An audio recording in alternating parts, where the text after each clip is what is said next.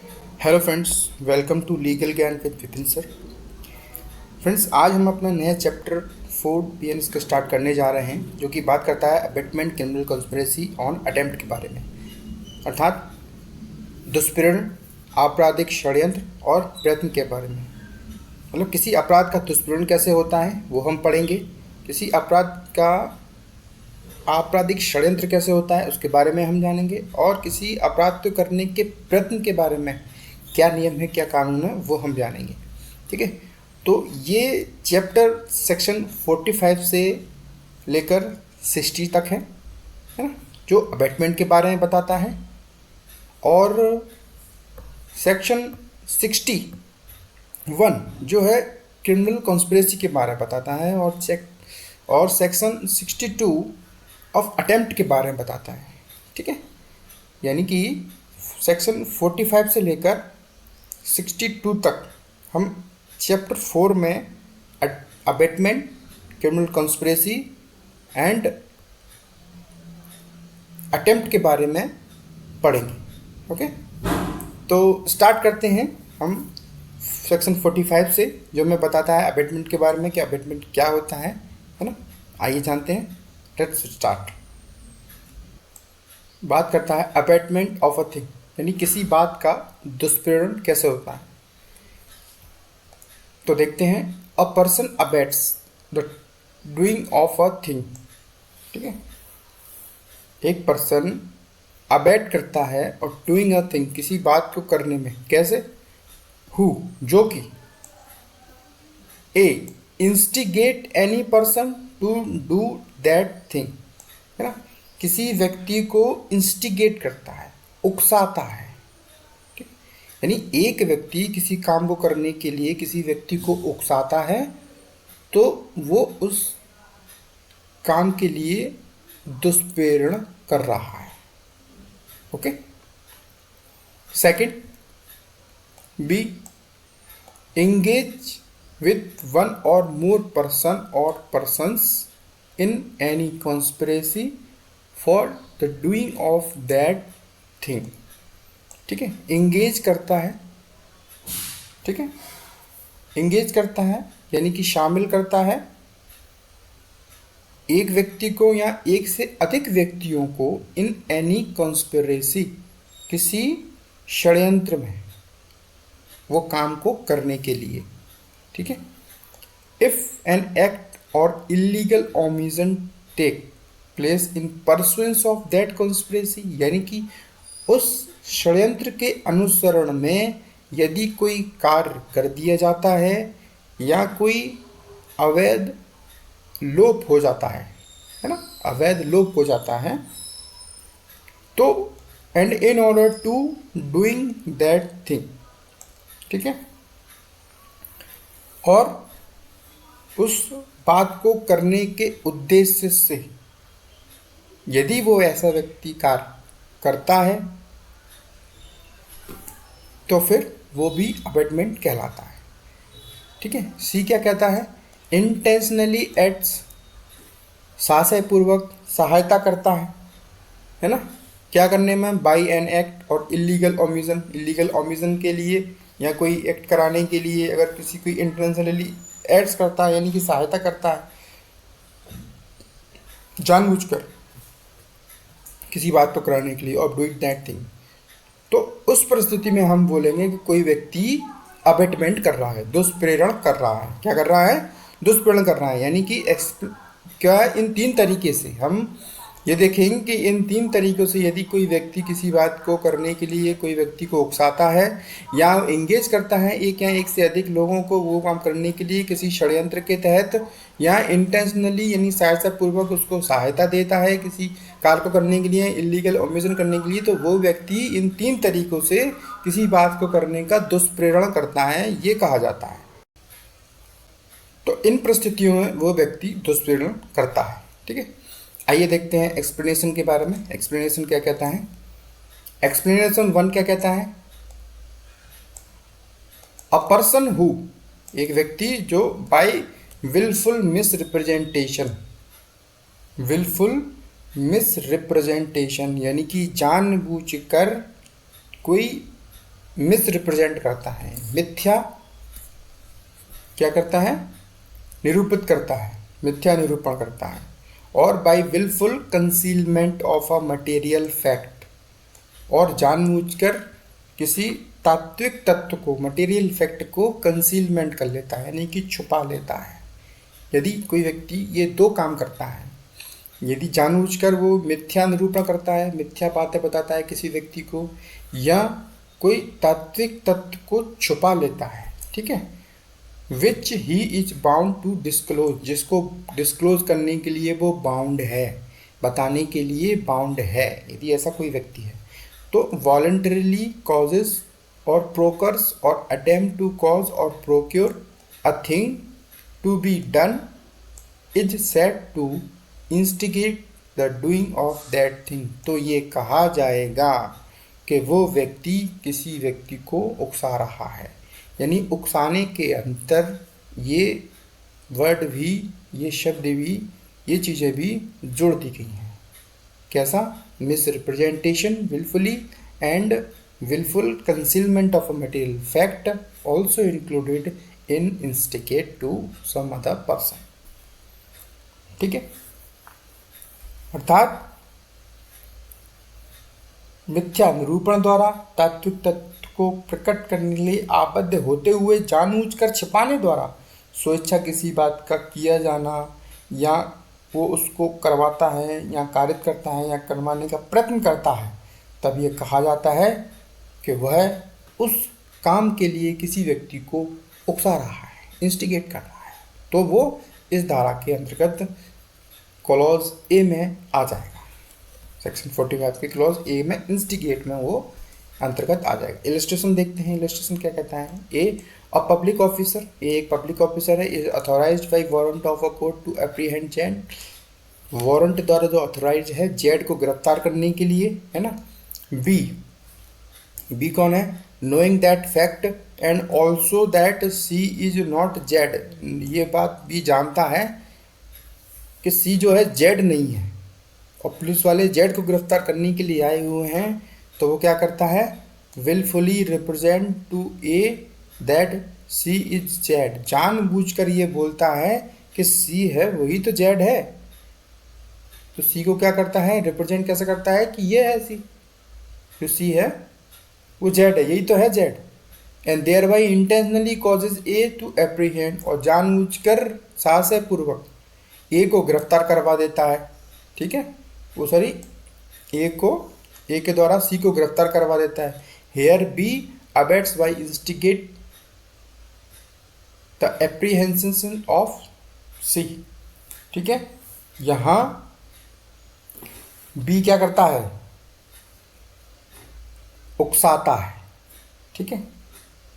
तो बी ने दुष्प्रेरण किया है, ठीक है, बी ने क्या किया है, दुष्प्रेरण किया है, abets by instigation apprehension of C, ठीक है, सी के पकड़े जाने को उकसाने द्वारा उसने दुष्प्रेरण किया है, उकसाया है इसलिए वो पकड़ा गया है, तो उसने दुष्प्रेरण का अपराध किया है। ओके, नाउ एक्सप्लेनेशन 2 क्या कहता है, एक्सप्लेनेशन 2, हुएवर, जो कोई, आइदर प्रायर और at the time of commencement of an act, या तो वो काम कार्य करने के समय या कार्य करने के पहले, है ना, does anything in order to facilitate the commission of that act, वो कार्य को करने के लिए, उसको फैसिलिटेट करने के लिए कोई सहायता करता है कि वो काम हो जाए कैसे भी करके, और किसी भी प्रकार की कोई सहायता करता है, thereby facilitates the commission of thereof is said to be aid, अगर वो किसी प्रकार की फैसिलिटी देता है, वो काम करने के लिए सहायता करता है, तो वो उसको सहायता में गिना जाएगा, डूइंग दैट एक्ट। तो ये कहा जाएगा कि वो कार्य करने के लिए उसने वो सहायता दी है, तो ये यहाँ पे पॉइंट सी में आ जाएगा, ठीक है, क्लॉज सी में आ जाएगा। इंटेंशनली एड्स, इंटेंशनली एड्स मतलब इंटेंशनली एड वो करेगा यदि वो किसी प्रकार की फैसिलिटी देता है, ठीक है। Then the explanation 2 is talk about the facility, ठीक है, facilitates commission of that act. Okay, तो अबेटमेंट 45 में हमने समझा 3 बातें, इंस्टिगेट, एंगेज, इंटेंशनली एड्स, है ना, willful misrepresentation and willful concealment also it's a material fact, है ना, included. Then explanation 1 and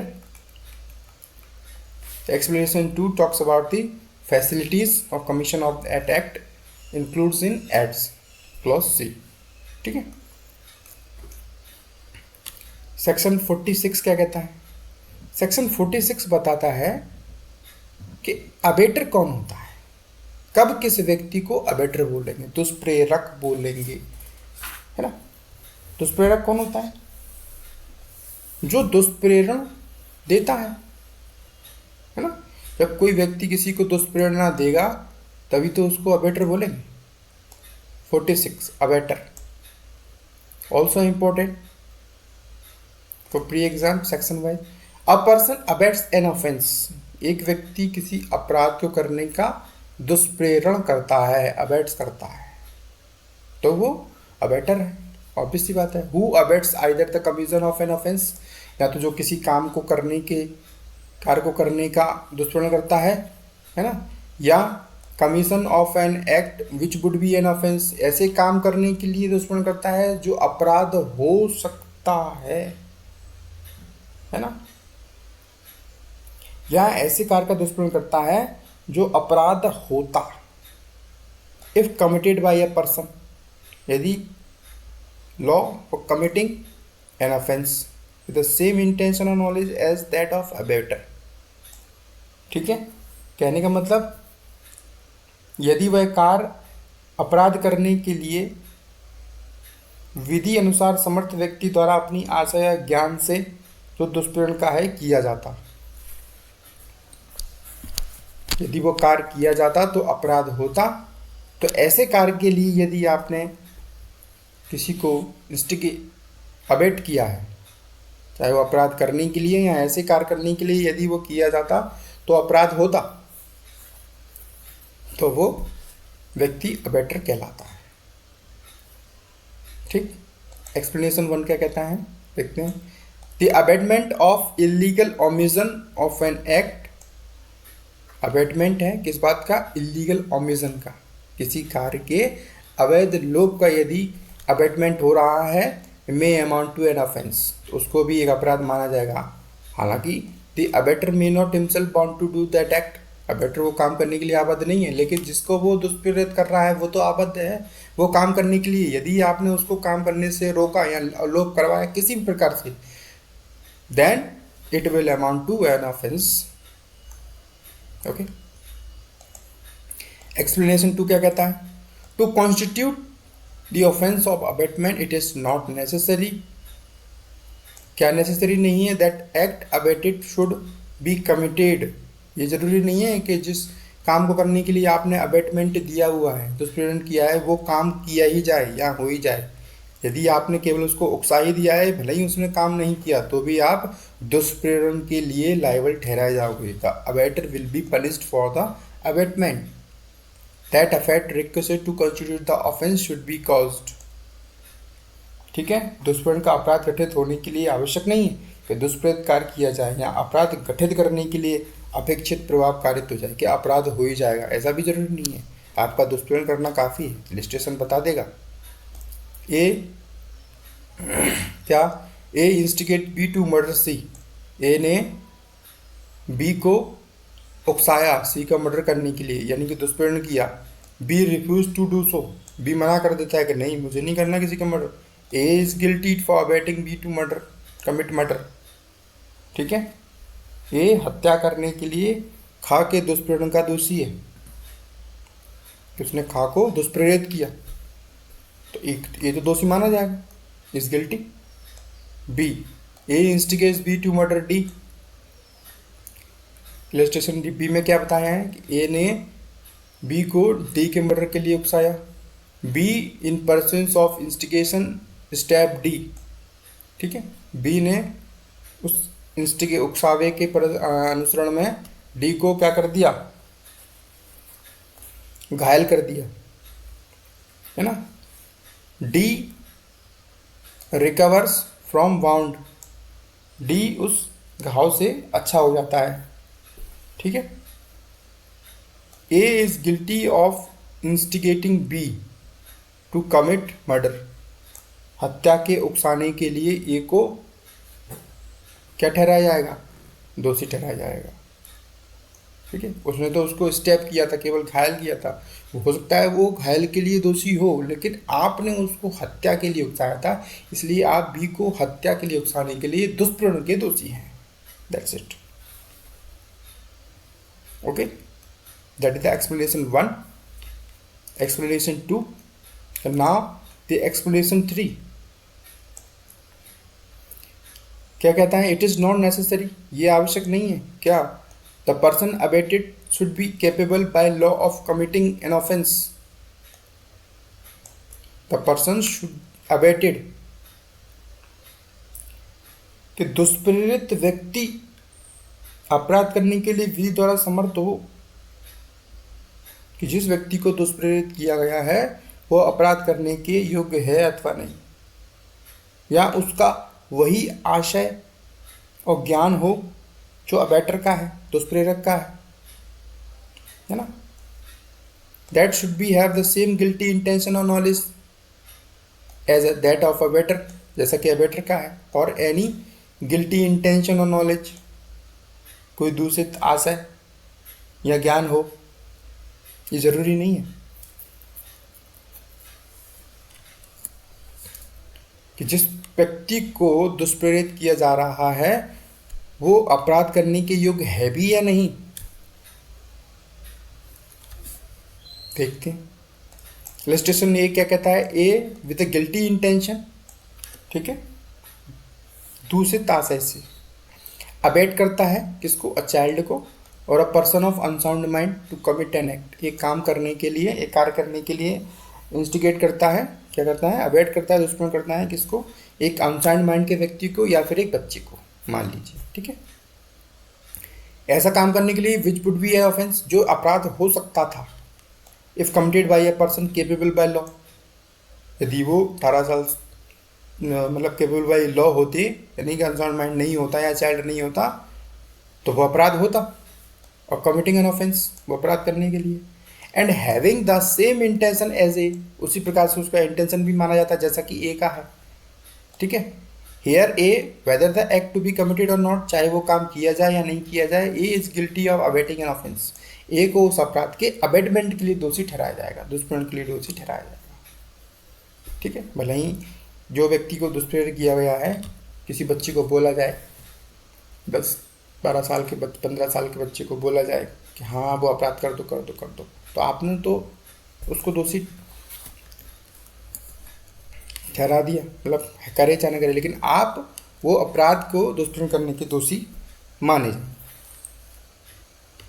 अपराध करने के लिए दोषी ठहरा जाए। ओके, इलस्ट्रेशन ये कहता है। बी क्या कहता है? A with the intention of murdering Z instigate B.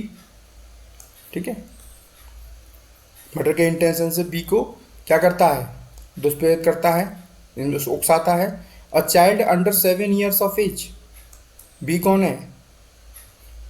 Under 7 years of as का एक चाइल्ड है, बच्चा है। To do an act which causes Z death, एक ऐसा कार्य करने के लिए उकसाता है जो जेड की डेथ कर सकता है। B in consequence of abetment does the act in absence of A, A की एब्सेंस में, इन कंसिक्वेंस ऑफ अबेटमेंट, उस अबेटमेंट के अनुसरण में, ठीक है, परिणाम स्वरूप क्या कर देता है? Thereby causes Z death, Z की मृत्यु कर देता है। हेयर, यहाँ, हालांकि B not capable by law of committing an offence, B विधि के द्वारा वो अपराध करने के योग्य नहीं है, but A is liable to be punished in the same manner as if B had capable by law of committing an offence. उसी प्रकार से दोषी ठहराया जाएगा मानो कि वो कैपेबल हो एंड हैड कमिटेड मर्डर, और ये माना जाएगा कि उसने अपराध किया है, मर्डर किया है, and he is thereafter subject to punishable of death punishment, और वह मृत्यु दंड से दंडनीय होगा। सिंपल। सी क्या कहता है? A instigate B to set fire of a dwelling house, B in consequence of his unsound of mind. ठीक है, बी अनसाउंड माइंड का व्यक्ति है, ठीक है, बी को उकसाता है एक निवास गृह में आग लगाने के लिए, ठीक है। अब बी तो नहीं समझ पा रहा क्योंकि वो तो अनसाउंड माइंड है ना, चित्त विकृत है।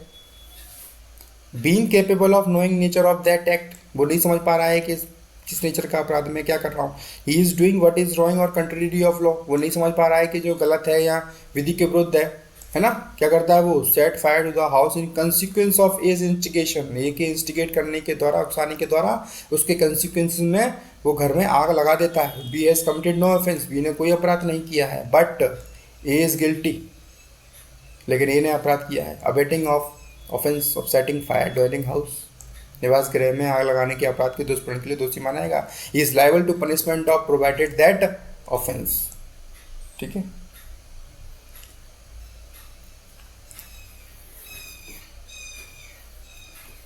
ठीक है ना, वो आग लगाने के लिए दोषी ठहराया जाएगा, उसके लिए जो अपराध दंड जो होगा उसके लिए उसको दोषी ठहराया जाएगा। A intending to cause theft to be committed instigate B to take property belonging to Z out of Z position, Z के पोजीशन में से जेड की जो प्रॉपर्टी है उसको लेने के लिए बी को इंस्टिगेट करता है, ठीक है। Cause a theft to be committed, चोरी करवाने के लिए, ऐसा करके चोरी करने के लिए वो उसको इंस्टिगेट करता है। A induce B to believe that the property belongs to A, A उसको क्या बोलता है कि वो प्रॉपर्टी मेरी नहीं, बी की नहीं मेरी है, ए की है, उसको वो प्रॉपर्टी ले आओ।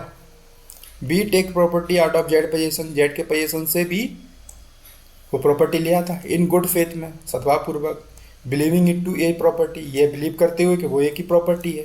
B acting under this misconception, ठीक है। बी क्या कर रहा है, ऐसा कार्य कर रहा है मिसकंसेप्शन में कर रहा है। कैसे कर रहा है, मिसकंसेप्शन में कर रहा है, भूलवश कर रहा है, मिथ्या दुष्प्रेरित में कर रहा है, वो भ्रम के अधीन कर रहा है, ठीक है। बेईमानी नहीं है उसके मन में। डज नॉट टेक डिसऑनेस्टली, वो बेईमानी से नहीं लेता उस चीज़ को, वो तो ये जान रहा है कि तो एक ही संपत्ति है, इसलिए डज नॉट कमिट थेफ्ट, वो चोरी नहीं करता है। But A is guilty abetting theft, लेकिन ए दोषी है चोरी के दुष्प्रेरण के लिए। Is liable to same punishment if B had committed theft, उसी प्रकार से दोषी ठहराया जाएगा मान लो बी ने चोरी की हो। Good. Now against explanation 4, explanation 4 क्या कहता है, the abetment of an offence being an offence, abetment of such an abetment is also an offence. अपराध का दुष्प्रेरण, अपराध होने के कारण ऐसे दुष्प्रेरण का दुष्प्रेरण भी अपराध है। अभी हमने ऊपर क्या पढ़ा, किसी अपराध को करने का दुष्प्रेरण यदि किया जाता है तो वो अपराध है, अभी हमने ऊपर में पढ़ा। इसीलिए यदि जब अपराध को दुष्प्रेरित करना एक अपराध बना दिया गया है, तो यदि आप अपराध के दुष्प्रेरण को करने के लिए भी यदि किसी को दुष्प्रेरित कर रहे हो तो वो भी अपराध है। कहने का मतलब अपराध का दुष्प्रेरण भी अपराध है। चलिए अभी समझ लेते हैं विद इलस्ट्रेशन।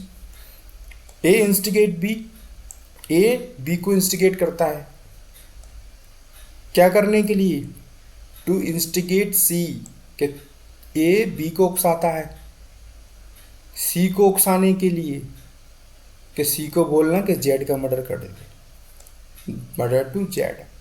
यानी ए बी को उकसाता है, ये बोलता है कि तुम सी से बोलो जेड को मारने के लिए।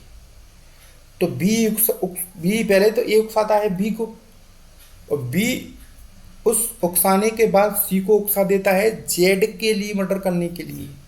B accordingly instigate C to murder Z, okay, and C commit that offence in consequence of B's instigation, और बी के उकसाने के द्वारा सी वो अपराध कर देता है।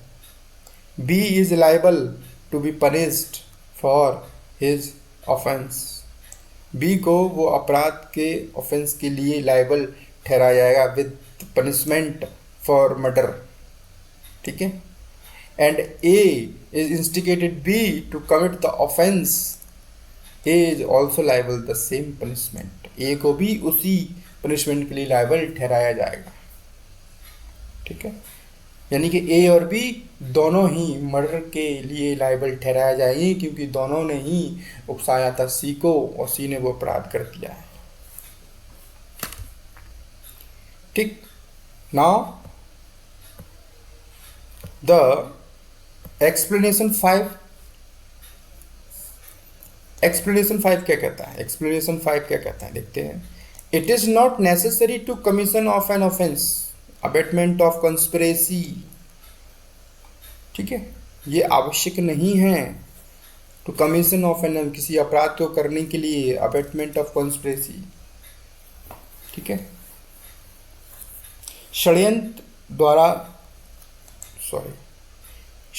द्वारा दुष्प्रेरण करने के लिए the abettor should concert the offence with the person who commits it, it is sufficient if he engage in conspiracy in pursuance of which the offence is committed. कहने का मतलब it is not necessary to commission of offence, ये आवश्यक नहीं है किसी अपराध को करने के लिए अबेटमेंट बाय कंस्पिरेसी, कंस्पिरेसी द्वारा जो अपराध होता है हमने पढ़ा था बी में, है ना। तो षड्यंत्र द्वारा दुष्प्रेरण का अपराध करने के लिए आवश्यक नहीं है कि दुष्प्रेरक अबेटर उस अपराध को करने वाले व्यक्ति के साथ मिलकर उस अपराध की योजना बनाए, ये जरूरी नहीं है, ये पर्याप्त है उस षड्यंत्र में वह सम्मिलित हो, इतना पर्याप्त है, that is sufficient. What sufficient? It is sufficient if he engages in the conspiracy, जिस कॉन्स्पिरेसी के अनुसरण में वो अपराध किया गया है, ये सफिशिएंट है कि वो उस कॉन्स्पिरेसी में इंक्लूड है, एंगेज हुआ है, ठीक है, इतना ही पर्याप्त है, जरूरी नहीं कि उसके साथ बैठ के वो योजना बनाए, इट इज सफिशिएंट। तो मीन्स द एक्सप्लेनेशन 5 क्या कहता है, अबाउट दी कॉन्स्पिरेसी के बारे में बात करता है, ओके। आइए इसका भी इलस्ट्रेशन हम समझ लेते हैं। इसका इलस्ट्रेशन क्या कहता है, A concert B, A concert with B a plan for poisoning Z, ठीक है, जेड को विष देने के लिए ए बी के साथ मिलकर एक योजना बनाता है, ठीक। It is agree that A shall administer the poison, ठीक है, इट इज एग्री, ये बात के लिए एग्री हो जाते हैं कि ए विष देगा, B then explain the plan to C, B बाद में क्या करता है, वो प्लान एक्सप्लेन करता है सी को समझा देता है वो प्लान, मेंशनिंग ये बता देता है that a third person is to administer the poison, ये वो बता देता है कि कोई तीसरा व्यक्ति है वो उसको जहर देगा, ठीक है, but without mentioning A's name, लेकिन वो ए का नाम नहीं बताता, ठीक है, जी को वो सब समझा देता है और ये बता देता है कि कोई तीसरा व्यक्ति जहर देगा, लेकिन कौन देगा ये नहीं बताता, ठीक है। सी एग्री हो जाता है टू प्रोक्योर पॉइजन, ठीक है, तो सी एग्री हो जाता है कि हाँ ठीक है जहर मैं ले आऊँगा, ठीक है, and procure and deliver it to B, मैं ले आऊँगा और तुम्हें ला के दे दूँगा, ठीक है, मुझे नहीं पता कौन देगा, मेरा काम तो भाई जहर लाने का है और तुम्हें देने का है, for the purpose of its being used in manner explain, जैसा कि उसको समझाया गया था, उसके प्रयोग में वो क्या करता है, जहर लाता है, दे देता है। ए एडमिनिस्टर द पॉइजन, ठीक है, अब क्या होता है, का विष दे देता है, ए विष दे देता है, जेड डाइज इन कंसिक्वेंस, उसी के परिणाम स्वरूप जेड मर जाता है, जेड की मृत्यु हो जाती है। हेयर यहाँ क्या हुआ, हालांकि A and C have not conspired together, A और सी ने कोई कॉन्स्पिरेसी साथ में नहीं की। Yet C has been engaged in that conspiracy in pursuance of which Z has been murdered। जिस कॉन्स्पिरेसी के तहत जेड को मर्डर किया गया, जेड का मर्डर किया गया, उस कॉन्स्पिरेसी में सी एंगेज था। सी हैज देयरफॉर, इसीलिए कमिटेड द ऑफेंस, इसलिए उसने अपराध किया है। डिफाइन इन दिस सेक्शन, इस धारा में परिभाषित अपराध तो किया है। Is liable to punishment of for murder, और वह मर्डर के लिए दोषी ठहराया जाएगा। क्यों? क्योंकि वो कंस्पिरेसी में इंस्टिगेट मतलब ऐड था, इंगेज था, सॉरी। ठीक है, तो बहुत ही सुंदर इलस्ट्रेशन है ना। आप भी इसको समझिए, और कोई और आपका क्वेश्चन हो, डाउट हो, वो आप मुझे बताइए कमेंट्स में, है ना। कमेंट्स के ज़रिए कोई भी और क्वेश्चन आपको पूछना हो, नेक्स्ट लेक्चर और वीडियो आपको किस टॉपिक पे और चाहिए वो मुझे बता दीजिएगा, है ना। तो ये आज हमने सेक्शन 45 और 46 के बारे में पढ़ा। 45 definition of abetment and 46 is about the abettor, who is abettor, there are 5 explanation in that. तो बहुत ही सिंपल भाषा में हमने समझे, हिंदी में, इंग्लिश में, जैसा भी आप चाहें और मुझे बता दीजिएगा, है ना। तो friend, that's all for now. See you in the next lecture. Please like and comment on this video, on this class. So we will meet in our next lecture. No? Like the video and share with your friends. Subscribe the channel if you have not subscribed it yet. That's all for now. Thank you.